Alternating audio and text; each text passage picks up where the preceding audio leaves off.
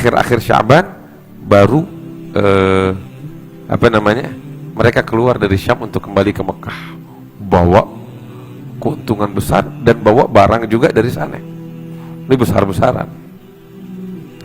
Nabi Muhammad bilang, nah ini nggak boleh luput.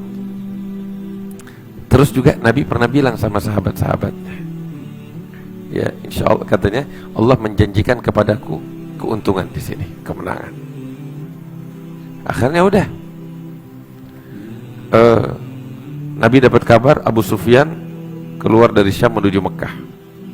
Ini kan perjalanan beberapa hari. Maka Nabi mengajak para sahabatnya, ayo kita ke arah Badr. Sebab jalur Badr juga tuh jalur yang dilewati pedagang. Kita ke arah Badr, mereka bakal lewat sana. Kita hadang di sana.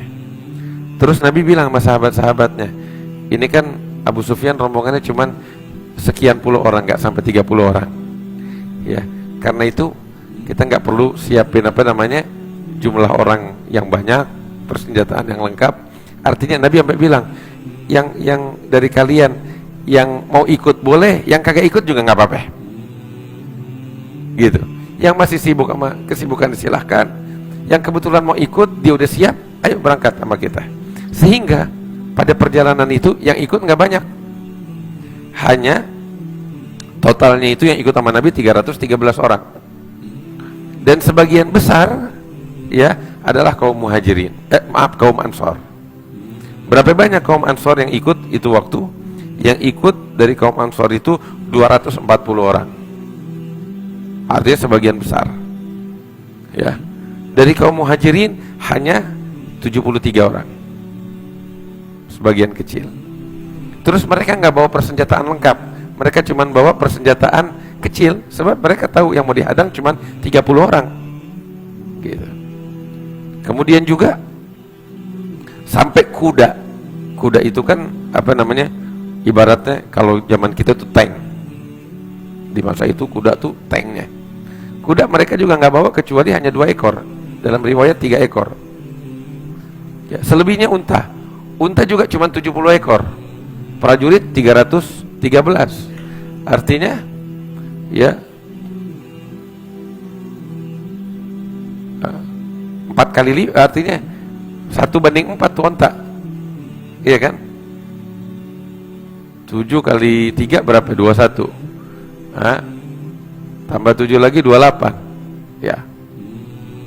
Hampir 7:5. Artinya satu ekor itu 1:5. Hampir 1:5. Selebihnya tuh para sahabat gimana? Mereka satu onta itu kadang berdua, kadang bertiga, kadang sendiri, bergantian. Kadang jalan kaki. Artinya nggak persiapan untuk bertempur di medan perang, nggak ada persiapan. Persiapan hanya untuk sekedar menghadang kelompok kecil. Bas. Mereka berangkat ke arah Badr. Abu Sufyan terkenal, memang Abu Sufyan itu adalah orang yang jago dalam strategi perang. Makanya dia disewa untuk menjaga kafilah pedagang. Abu Sufyan dengar, wah, Muhammad keluar dari Madinah. Ini pasti mau hadang kita. Abu Sufyan dengar. Terus dia kirim mata-mata ke beberapa tempat. Dia tanya sama orang-orang Arab Badui, para pengembara tuh dan penggembala. Dapat kabar betul Muhammad keluar dari Madinah. Kemana? Nggak tahu. Tapi Abu Sufyan cerdas, ini pasti mau hadang kita. Ya. Maka apa yang dilakukan sama Abu Sufyan? Ya. Itu kan Gofilah tuh, unta tuh bawa dagangan banyak, dijaga sama 20 sekian orang. Kadang kirim utusan jauh ke sana, jaga ke sana pakai kuda. Ya. Abu Sufyan kirim menjauh, lihat dari kejauhan ada bekas-bekas kotoran unta. Dihampiri, dipegang tuh kotoran untanya, dibejek. Dapetin dalam kotoran untanya itu kering biji korma. Faham, ini unta dari Madinah. Sebab di Madinah itu kebun korma, ontanya makan korma. Jadi yang keluar dari perut ontanya pun biji korma. Tuh lihat, saking cerdasnya dia orang, seperti itu dulu, taunya begitu. Berarti Muhammad mau ngejar kita.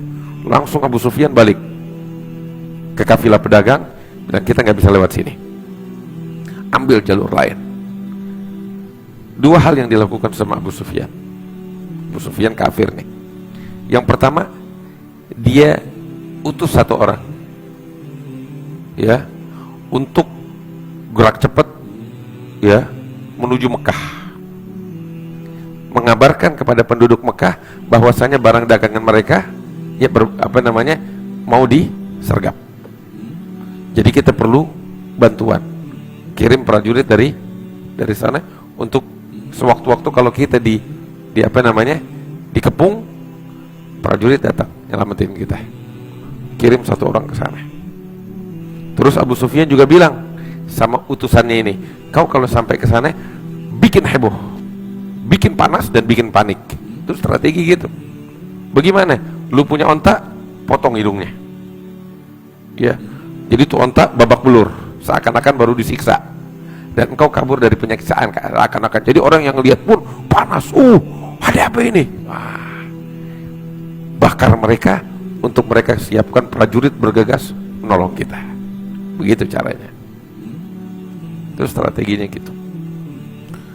Itu satu. Dan yang kedua yang dilakukan oleh Abu Sufyan untuk menyelamatkan kafilah pedagang ini, tahu apa? Selain minta pertolongan dari Mekah, dia menempuh jalan lain. Bagaimana? Dia paham, ini yang diincar, ya, jalur Badar. Badar itu nama wilayah. Jalur yang ditempuh melalui Badar itu yang diincar. Berarti kita nggak bisa lewat situ.